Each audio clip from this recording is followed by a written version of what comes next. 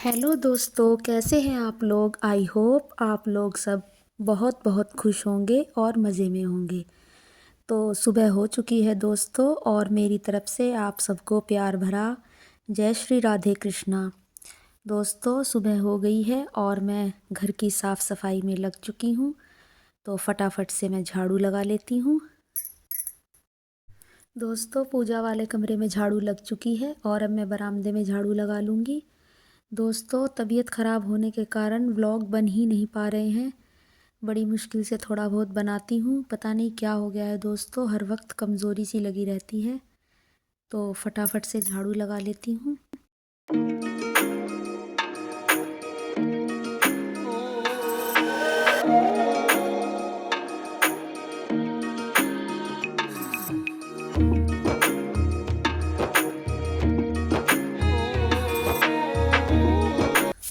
दोस्तों अब मैं आंगन में झाड़ू लगा लेती हूँ। दोस्तों हमारे यहाँ तो अब काफ़ी ठंड पड़ने लगी है। सर्दियों के सारे कपड़े निकाल लिए हैं हमने। आप हमारा वीडियो कहाँ कहाँ से देखते हैं तो हमें कमेंट करके बताइए कि जहाँ पर भी आप रहते हैं तो आपके इलाके में ठंड कैसी पड़ रही है, क्योंकि किन्हीं इलाकों में ज़्यादा ठंड पड़ती है और कहीं कहीं कम पड़ती है। तो आप हमें कमेंट करके ज़रूर बताया करिए दोस्तों। और सुबह और शाम के टाइम तो हमारे यहाँ खूब ठंड पड़ रही है, लेकिन दोपहर में अगर धूप निकलती है तो इतनी ठंड नहीं लगती है।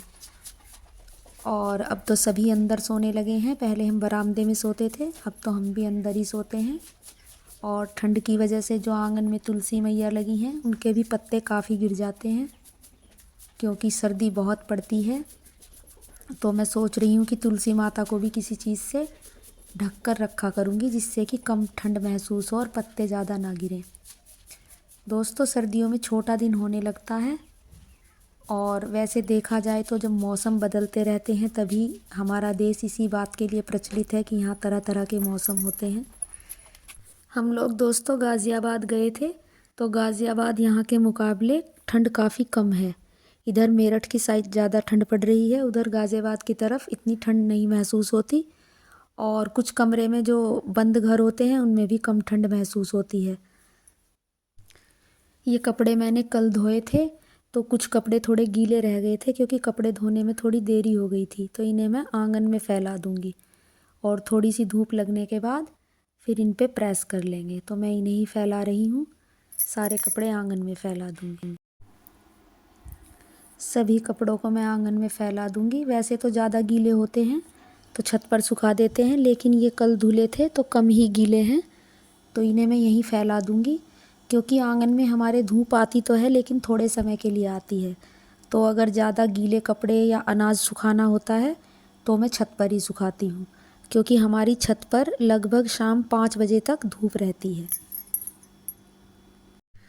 अब मैं किचन साफ़ कर लेती हूँ, क्योंकि बाकी सारे घर में तो साफ़ सफाई हो चुकी है। तो किचन रह गया था तो मैं इसकी भी साफ़ सफाई कर लूँगी।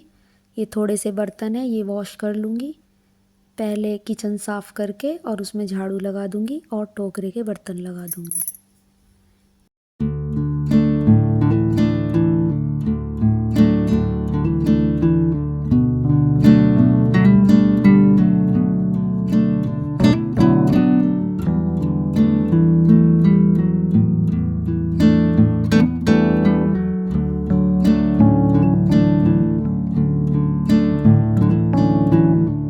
दोस्तों किचन भी साफ़ हो चुका है। अब मैं ये बर्तन वॉश कर लूँगी और थोड़े से कपड़े हैं ये धो लूँगी।